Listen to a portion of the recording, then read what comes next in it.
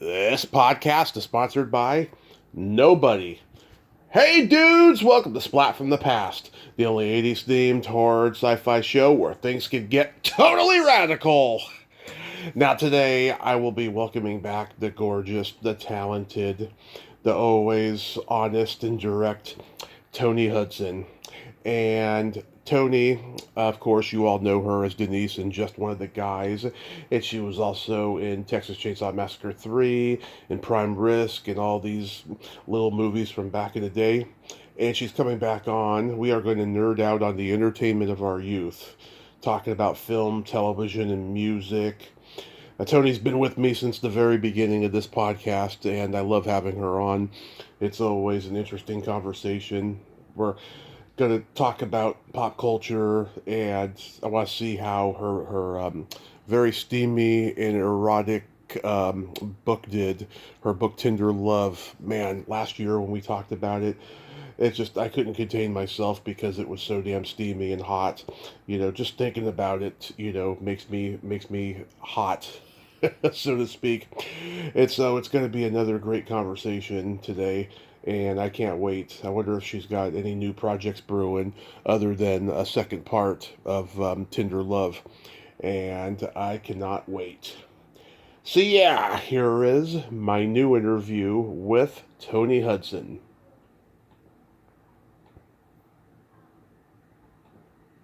Hey Toni, welcome back. How are you today? I'm so good. Sorry about the confusion. Oh, it's okay. It happens occasionally. How's summer been? Really good. Nice, nice. Yeah, I moved. I got COVID recently, but I'm doing much better. Oh, I'm sorry to hear, but where'd you move to? Still in Modesto. I'm just around the corner now. Okay, better spot? Yeah, much better. Good. So, going back in time, do you remember the first movie that impacted you as a child? Yes, I would actually say, I wouldn't say I was a child. A book actually inspired me, the story of Helen Keller. Mm-hmm. That one got me. And then the first movie, I like true stories. So the first movie was Timothy Hutton, Mary Tyler Moore, Donald Sutherland. Ordinary People. Thank you. Yep. Wow, so it was Ordinary People that was the first one that impacted you. Well, from all the levels of which I lived my life, I guess I was a young adult then. Mm-hmm. Wizard of Oz, of course, got me as a small child. Yeah. Because of all the characters and I sing and dance, so all the musicality and I don't know, but no, Ordinary People, Robert Redford's first directorial debut, and I ended up dating Timothy Hutton like 2 times later. Yeah. But just the performances, the complexity of the deep, deep family wounds, which I come from. Yeah. And so I really identified with not feeling seen or heard or acknowledged for who one is as an individual, and then how those wounds get shoved under a rug or in a closet and fester and become and then explode.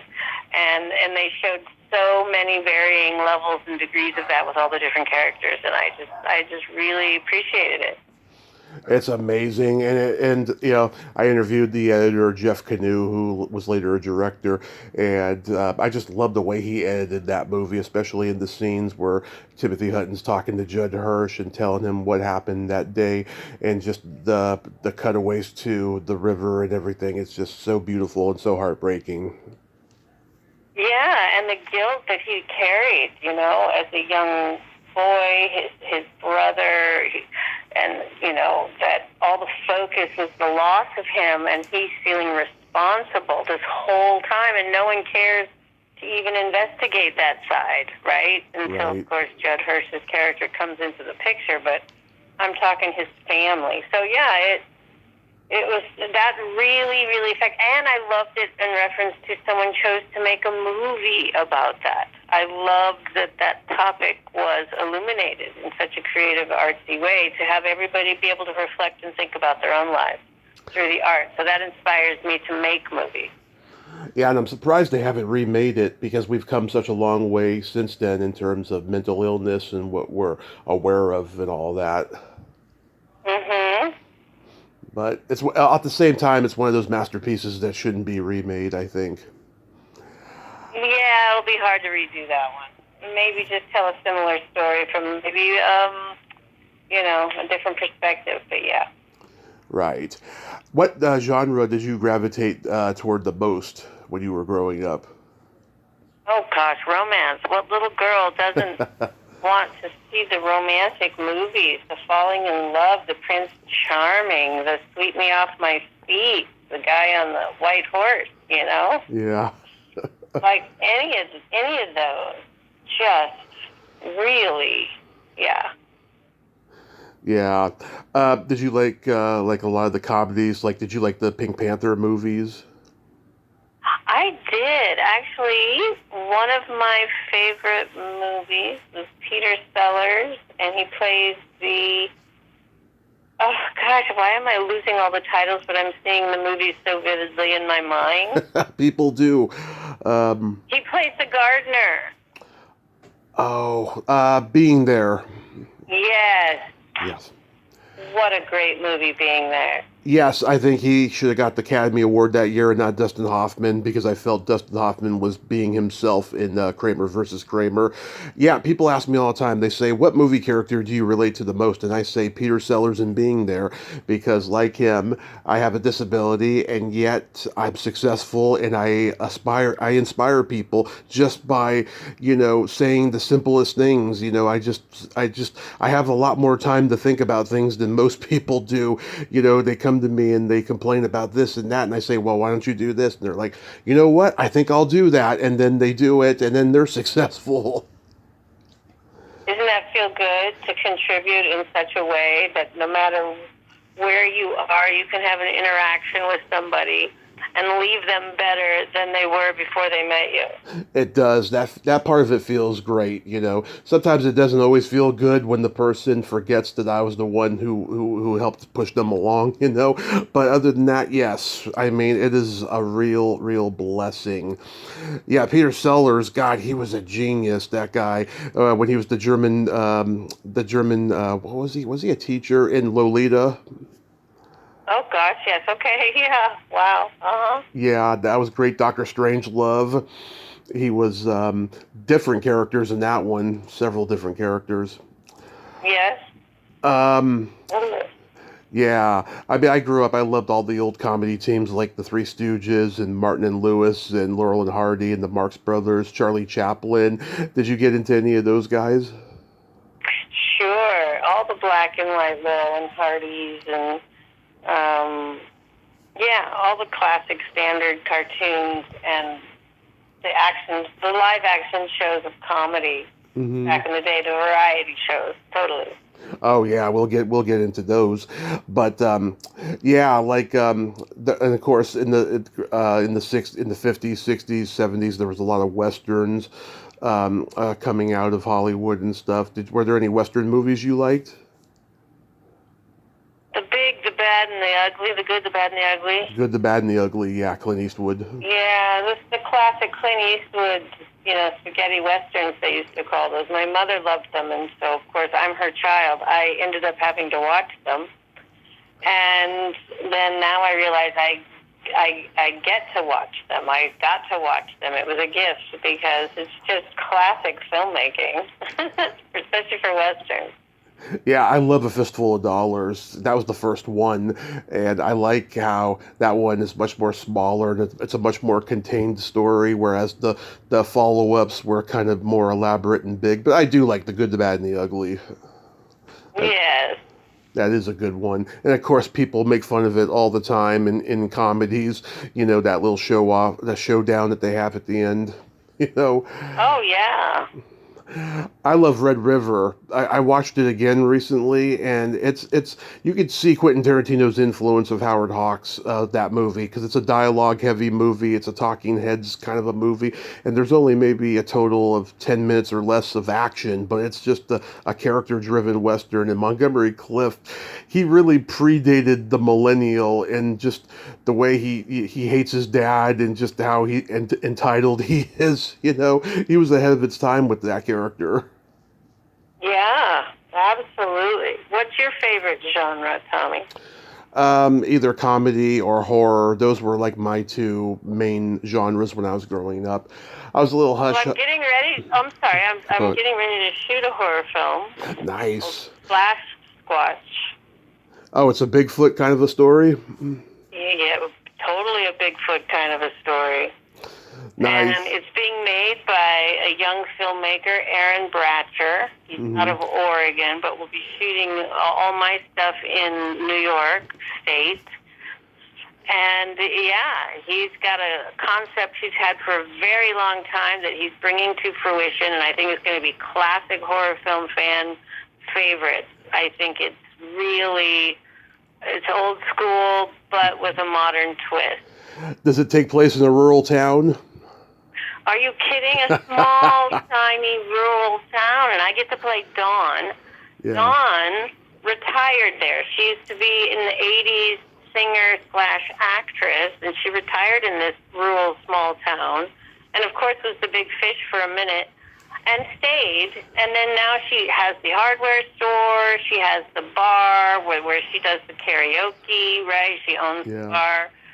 So she's kind of like the mother figure to the young male lead who ends up with the other kids running from Splash Squatch, and I'm kind of his mother-type figure in his life. So it's a co-starring role, but it's going to be really fun. I'm looking forward to doing it. Oh, that is so awesome. Yeah, because there was like a whole run of them in the 70s. There was The Legend of Boggy Creek and The Creature from Black Lake and countless others, the whole Bigfoot story. That is so awesome. Yeah, Splash Squatch.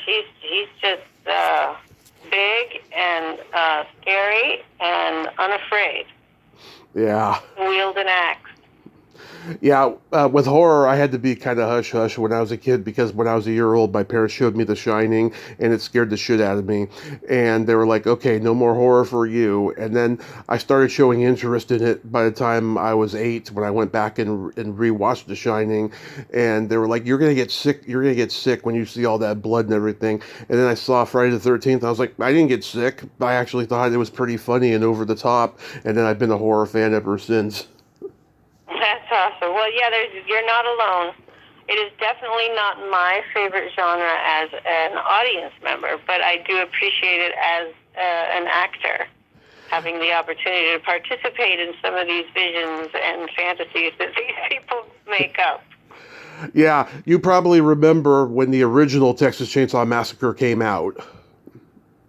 Yes, I do. Yeah, my dad was a teenager. He saw it in the theater, and he remembers seeing 8-year-olds running out and like going to the bathroom and throwing up, because it was considered that scary at the time. When I saw it in the 90s, I was like, it ain't that scary. It's overhyped. I thought, Well, yeah, and the one I was in, Leatherface, Texas Chainsaw Massacre 3.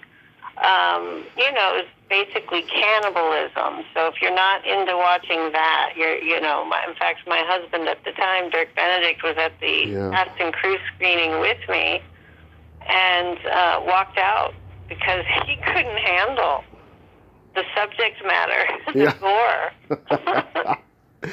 Yeah, I mean, the second one was a lot more campy and comedic, but the third one, I can't even describe the third one, because I wouldn't say it's like the original, but it's probably like a lot of other horror sequels at that time. They were following this, very scary, very bloody kind of a kind of plot line. Yeah, and my director, Jeff Burr, who directed Leatherface. He passed recently. He just passed, so... Yeah, I tried to get an interview with him. He was a very good filmmaker. He was. I tried to get an interview with him, but I never got it, sadly. But yeah, he was a pretty talented guy, very underrated, I felt. Mhm. Did you have any movie crushes growing up? Movie crushes. Well, there was a time where I was going to marry Donny Osmond, and then there was a time that I was going to marry Mickey Jones from the Monkees. Hmm. Then there was a time I was going to marry Sean Cassidy. Hmm. There was a lot of times I had a lot of wedding plans. And so it was mostly singers. I had a crush on almost every 80s movie actress that I've gotten to interview and become friends with. But like as far as guys, Cary Grant was one of them. My mom had a paperback book of Cary Grant, and I just remember looking at the pictures, and I was just like, "Oh my God, he's so handsome," you know. And I'm a huge Cary Grant fan as far as the old Hollywood guys go, and Jimmy Yes, Stewart. very classic. Very classic. Do you remember your first drive-in experience? Well, my mother, we went to the drive-in often, and it was usually we would get out of the car and go up to the front of where the screen was, because they had like a jungle gym area for kids to play. Yeah. And so if it was an adult-type movie, I just went and played. And then there was other kids from their cars, so it was kind of fun, right? Mm-hmm. But then there were times where maybe it was too cold, or it was raining, or there was something that we couldn't really go outside to play, and I was stuck in the car. And the scariest movie that I remember at the drive-in that my mother took me to see was Don't Go Down in the Basement. Oh, yeah. You know that movie? I know that movie.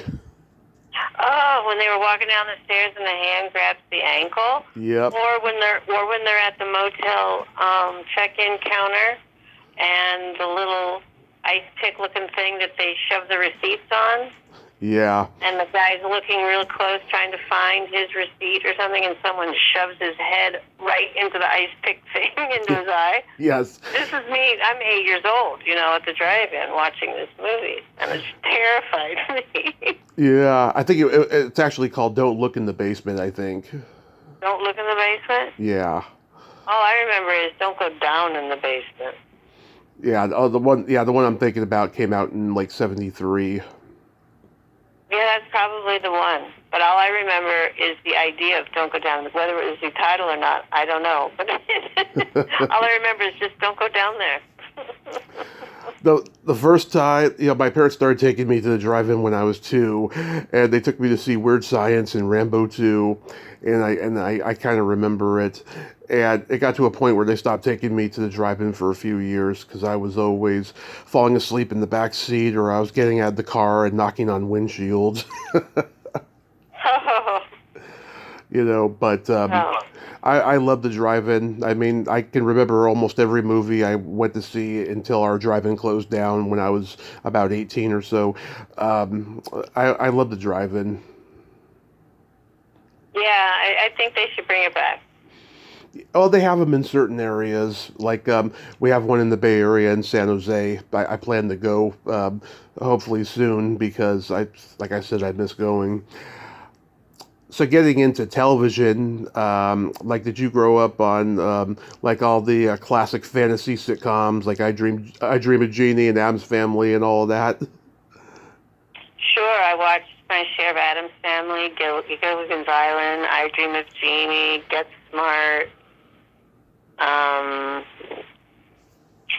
What else was always on? Gilligan. Mm-hmm. Huh? Gilligan. Oh yeah, Gilligan's Island, totally. Green Acres, maybe. Hogan's Heroes. Yes, Hogan's Heroes, Green Acres. Yes, that's when I was really little. All of those shows. Batman. Yes, Batman and Batman. Yeah, it was really campy, and they had the Green Hornet spin-off with Bruce Lee playing Kato, and Yep. They actually did a pilot for Wonder Woman back then, but it didn't sell. They didn't think that a woman superhero would go over well in 1968 or whatever. And the actress playing her like left the business after that. But then they did the pilot with Kathy Lee Crosby. It sold, but she didn't want to do the series, so then Linda Carter took over. Isn't that funny?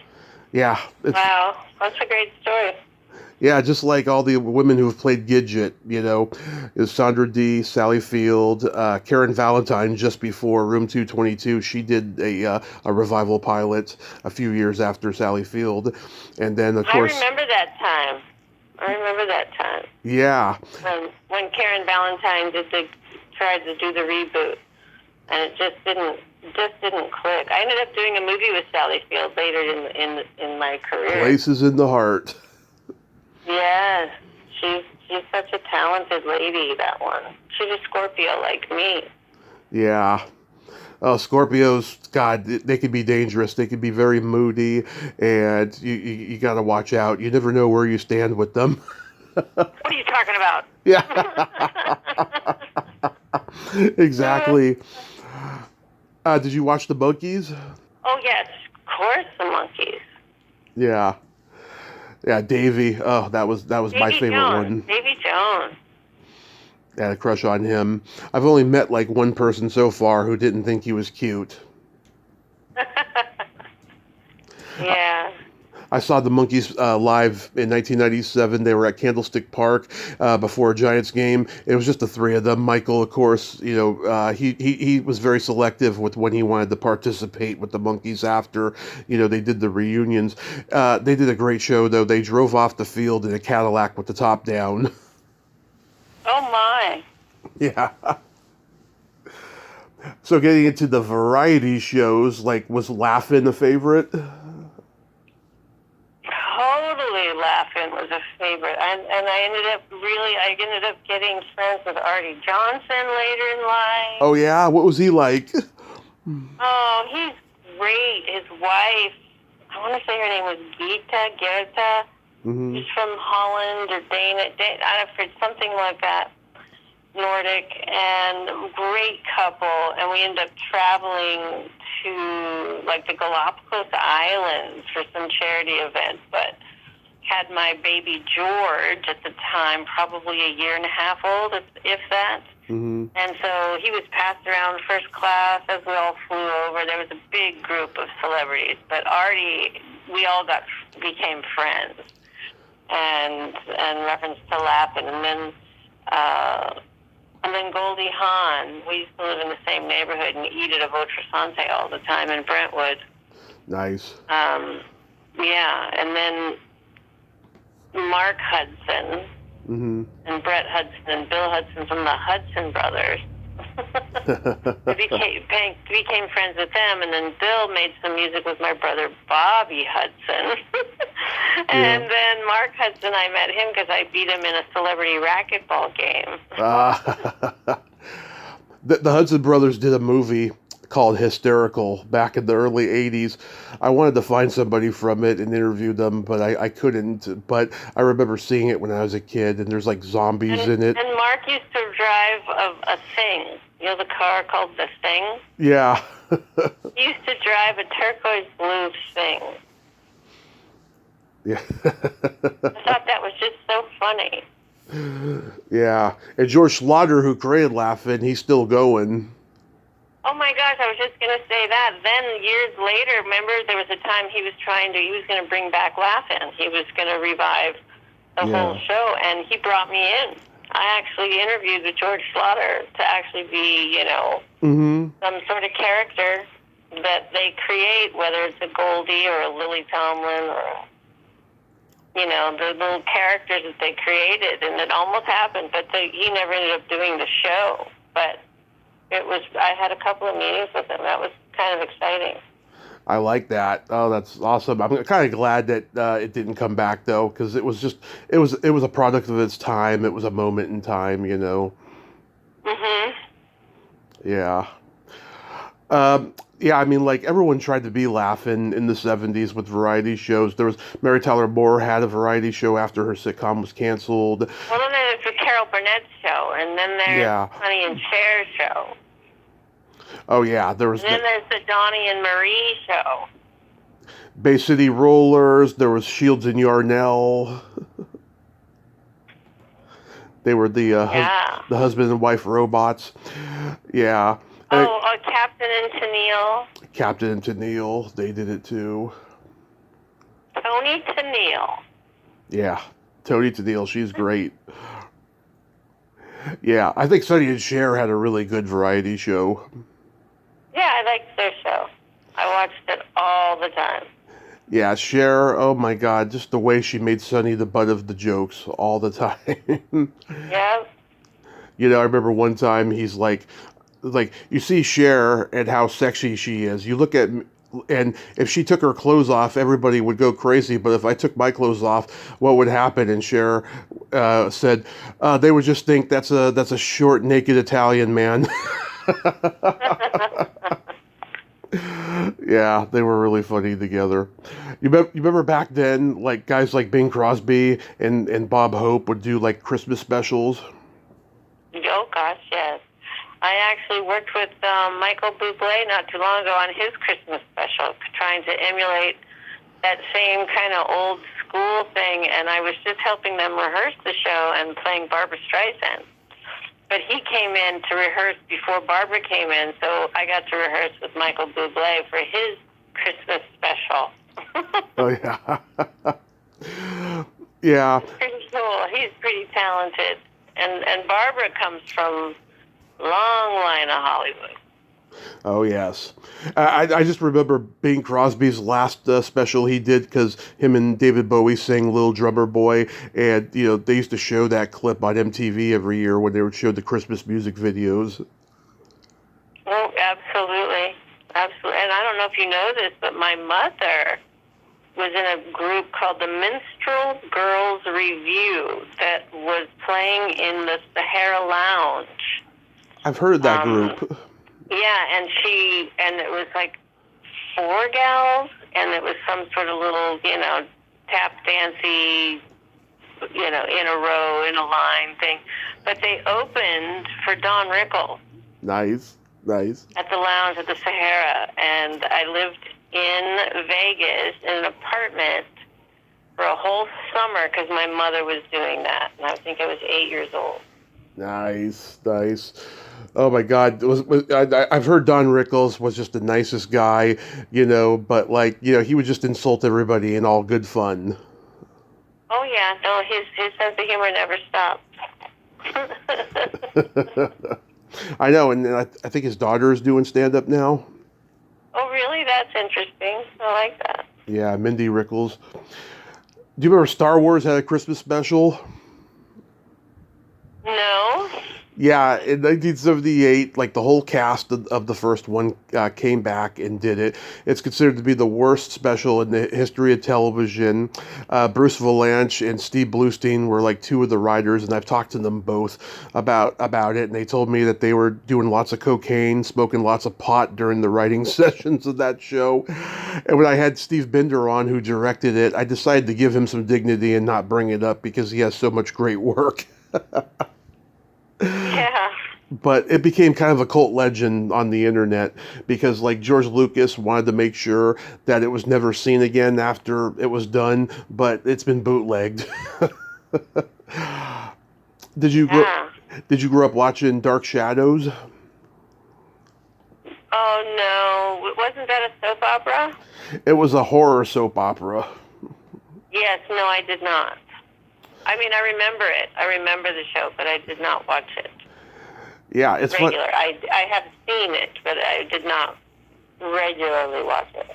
It's funny, I didn't even know about it until Tim Burton made that movie in 2012, and then I found out that there was one in the 60s, there was one in the early 90s. I'm like, wow, I can't believe I missed that one and stuff. And then I watched it on YouTube. I'm like, this is a pretty good series. So I've talked to a few people from both the original and the remake because I find Oh, good for you. Because I find it interesting, yeah. And also, I've talked to a lot of horror movie actors who told me their first reference for horror as children was Dark Shadows. Oh, that's interesting. Isn't it? Maybe it seemed maybe it seemed not so bad because it was this daytime thing, you know?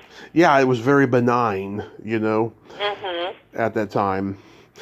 Did you watch Flipper? Oh, my gosh. And Lassie. Flipper and Lassie. Lassie. And what was the other one? But- Opie. Yeah, oh, remember Gentle Ben? Gentle Ben, yes. With Clint Howard. It's funny. Gentle Ben and Flipper were created by the same guy, Rico Browning. He was the underwater creature from the Black Lagoon in the 1954 movie. I got to interview him shortly before he passed, and I got to meet him at a convention. Very nice man, and wow, he had stories, I'll tell you.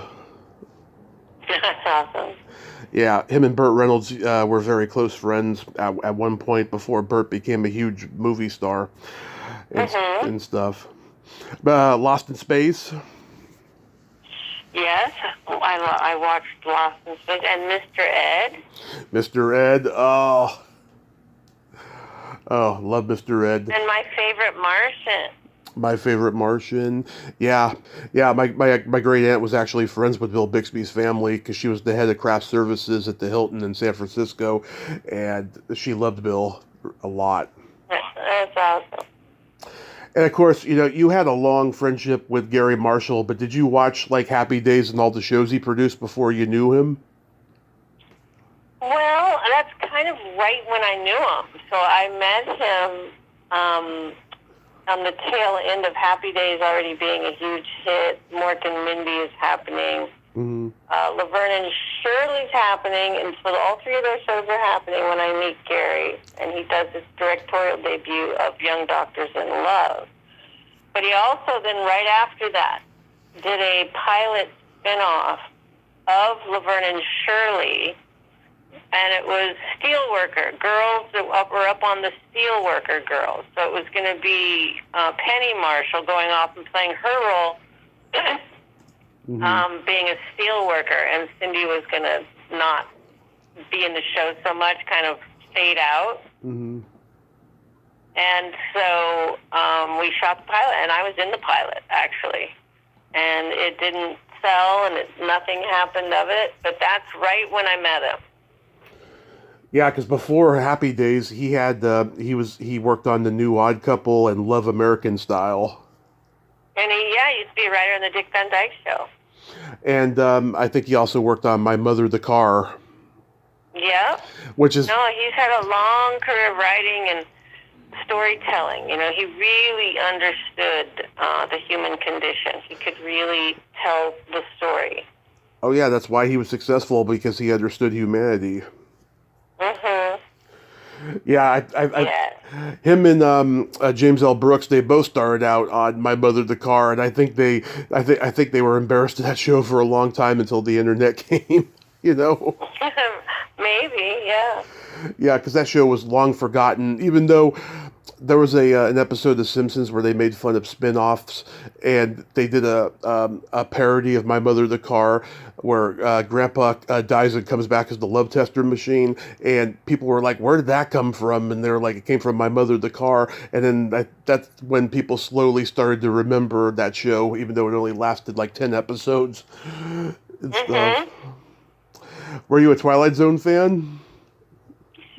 Yes, I did watch my share of The Twilight Zone, absolutely. And one of the episodes that got me the most, or was it a feature film? Maybe you can tell me this, Tommy, but it was the one where people were being cloned, but in pods. Oh, yes. It was a Twilight Zone episode.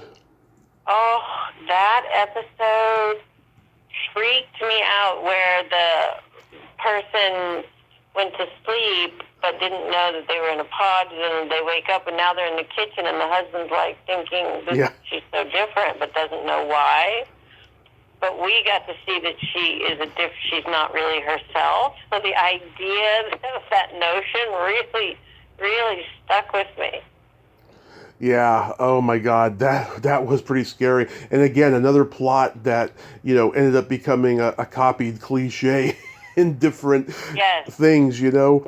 That was, yeah, Rod Serling was like the first one to do that. I remember the Talking Tina one was scary. That's the one where If I remember.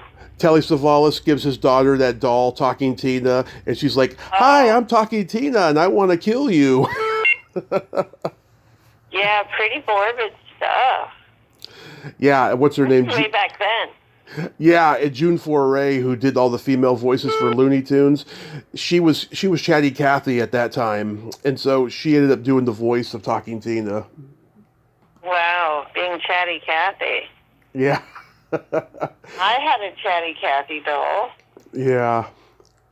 Remember the one where Bill Mummy's the kid who makes all the bad things happen? Yes. Yeah, that was a scary one. They remade it in the Twilight Zone movie.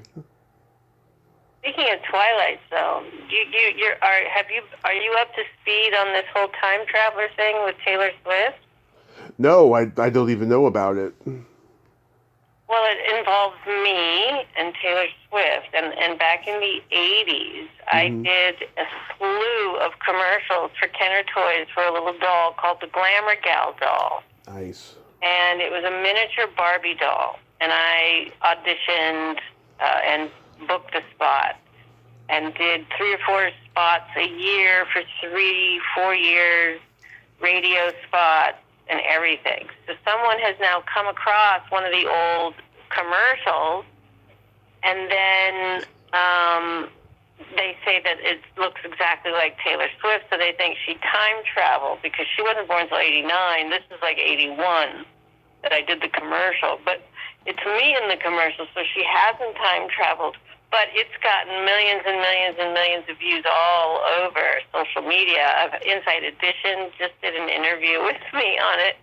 And I'm getting lots of people. Someone from Germany reached out, and I did an interview with them because of it. It's quite fascinating. That is interesting. I gotta check that out. Yes, no, you'll enjoy getting up to speed on that. Okay. Do you remember the first album you ever bought with your own money? I think it might have been Bread. Oh my God. I have not had one single person say the first album I ever bought was a Bread album.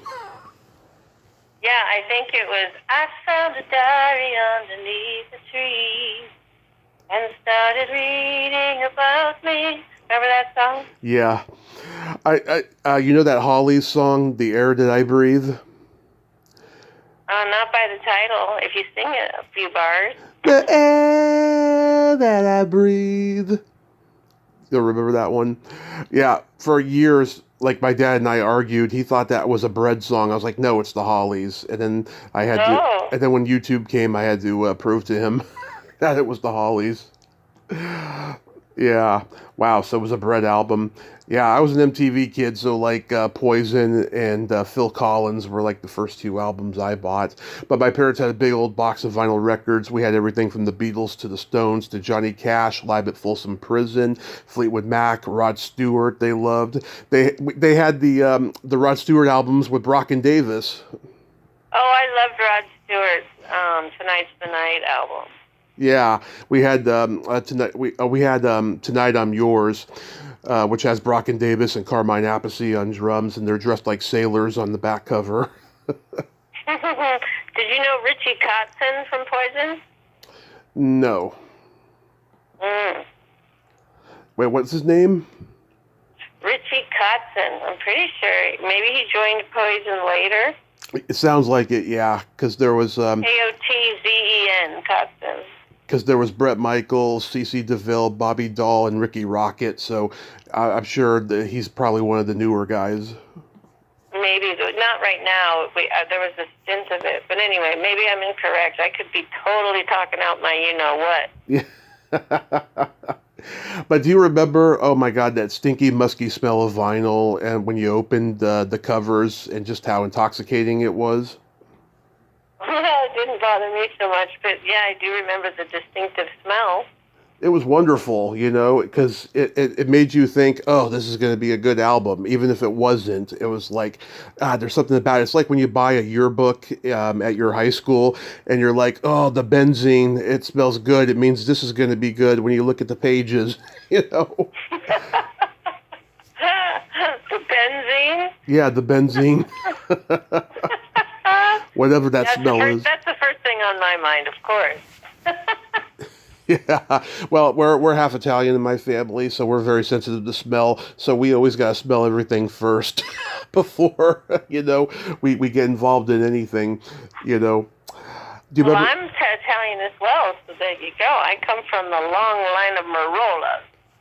I can tell that you have Italian because of the way your Toni is spelled, because that's also my Nana's name is Toni, spelled the same way Oh. with the I. Yeah. Because she was Antoinette, and they called her Toni for short. Yeah, no, mine is short for Toni. Oh, that's perfectly fine. Do you remember your first concert? I think it was Frampton, Wright, and Yes. Uh-huh. It was probably Peter Frampton during the Frampton Comes Alive era. Peter Frampton, Garry Wright, and Yes. Oh, what, did you see him at the Forum or something? I think it was the Anaheim Stadium or the Forum, something like that, yeah. My dad was there at Winterland for one of the recordings of Frampton Comes Alive. He heard him say, "Hey, we're making an album and you're all in it," or whatever he said, and it was pretty exciting to hear. Yeah, what was that? What was that song that Peter Frampton used to do? And it was like a mouth harp or just bop, bop, bop, bop, do you feel like we do? Yes. With the talk box, that's what it's called, the talk box. It's a talk box. I loved that song. I thought that was so great. Yeah, on the album it's 14 minutes, but shortened for a single it's 7 minutes, which is quite funny because Papa Was a Rolling Stone was 12 minutes and they shortened it down to like 6 or 7 minutes, because you're supposed to make a song 2 or 3 or even 4 the most minutes for single radio airplay, but those songs broke the rules for that. Yeah, there's a lot of artists doing that, and I like that. I like that they're not sticking to the rules. Absolutely. I saw Steppenwolf at the fair when I was 15. This was like a year after I saw the Monkees, and John Kay was the only original member. And like I could see that the 40 and 50-year-olds there were kind of disappointed that he was the only original member. I didn't care. He's very charismatic and funny, and he sang perfectly on those songs. And then I saw Alice Cooper a few years after that, and Alice Cooper is a showman, and he gets killed at the end of every show. Oh, I didn't know that. Oh yeah, he either gets electrocuted or hung or shot like the French Legion or something like that. I can't remember what mine particularly was. I think he hung himself at the end of the show. I can't remember. Yeah. Lovely. One time back in the 80s, he was doing a show, and the rope that they gave him to make it look like he was going to hang himself, it was really sharp, like wire, and after he came off stage, his chin was bleeding. Oh my, that's not a good thing.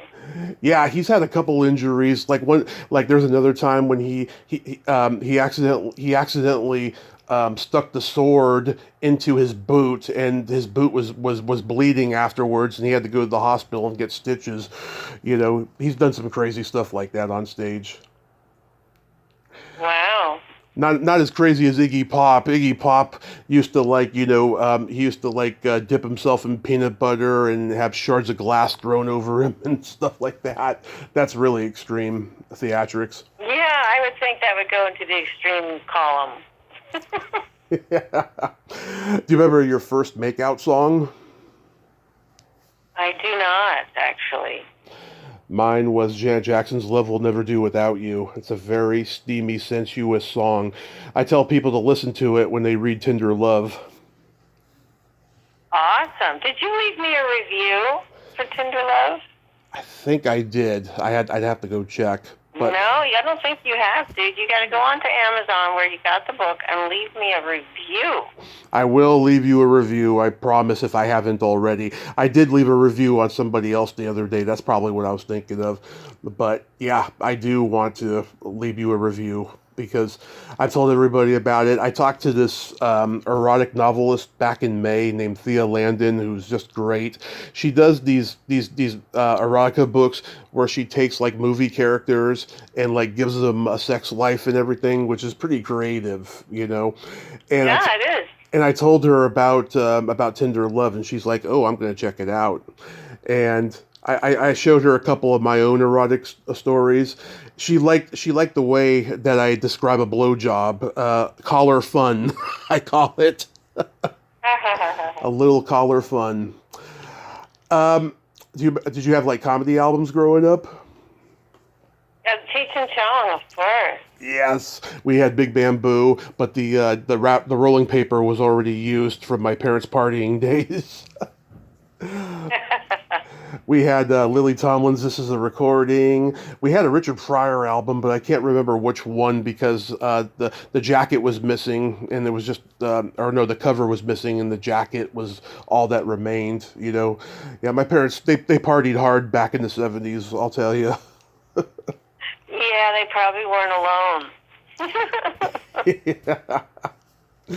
Yeah. Oh my God! Remember Firesign Theater? They were pretty big in the '70s. Yeah. How old are your parents? My dad is 67, and my mom turned 70 a few months ago. Wow. So I'm like the age of your parents. Yeah.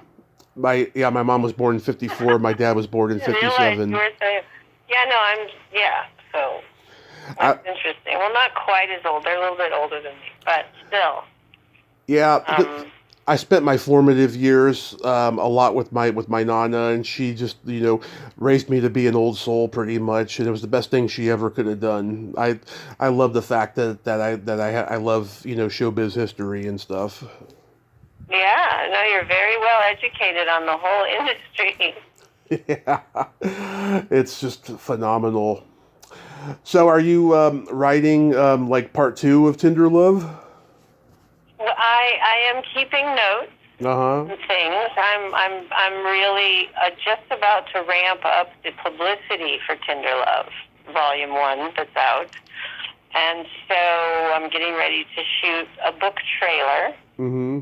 And then, and I have a team of folks who are helping me with some marketing for it because it's not my forte. Mm-hmm. I can write it, but I don't know how to market it.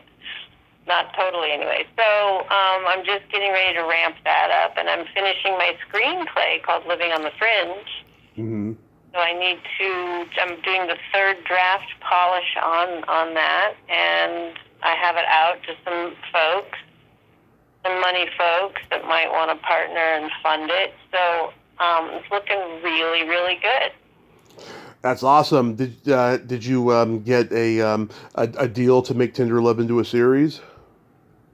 Not yet, but that's on the horizon. Absolutely. I think it would make a great Netflix series. It would. Yeah, and because it's so current, dating online, and what happens. But I like the human part of my erotica stories. So.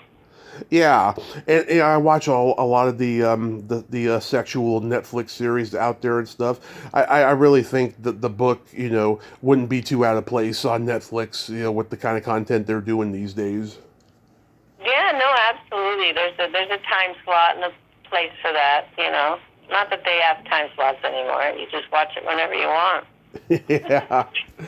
They just released the final season of Cobra Kai, and they're doing a teaser thing where they're showing a certain amount of episodes at a time to have everyone coming back for more and stuff. That's awesome. Which I think is interesting, yeah.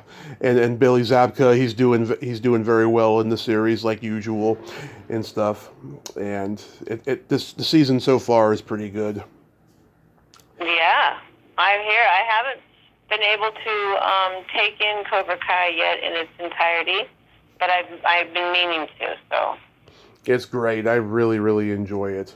I do notice though, because of the strike and things that have happened the last few years, I noticed the kids that were on the show are starting to show their age now. And someone, I think it was Argus Hamilton or somebody, put the joke on Facebook, like, yeah, they're all starting to look older than Ralph Macchio or something like that.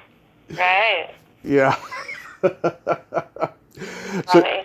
so do you have anything else upcoming? Well, other than shooting Splash in October, I am going to be at the American Film Convention in LA mid-October. I think it was the 16th, 17th, 18th, something like that. Because the American Film Market, which usually happens in Santa Monica, is actually going to go to Vegas. So there will be no film festival situation to market your films and to network with other folks in LA. So there's a new one starting. So I'll be at that.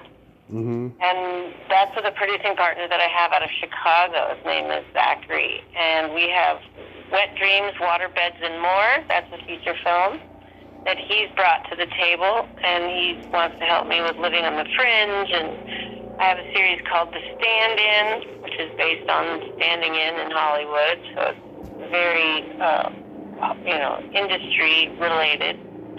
And then a lot of other projects that I champion that I want to produce that my friends have written, whether it's Something Beautiful or The Poet. Yeah, I'm just really wanting to create opportunity and make movies and get stories told that inspire people, move them, and make them think. Yeah, because you're a creative person, and you love, bringing your ideas to the forefront, and you get involved with awesome people. So you keep creating. Yes, exactly. That's who I am. That's who you are. And your belly button's doing good? My belly button is doing just fine. Why do you ask? Oh, it's funny. I remember when I was a kid seeing you on the Love Boat in a bikini and just thinking, God, that belly button is so beautiful. And of course, becoming friends with you on Facebook and seeing you post on Instagram and stuff, it holds up. It should be bronzed. That is hysterical. Never heard such a thing, but okay. Thank you. Yes. That's awesome.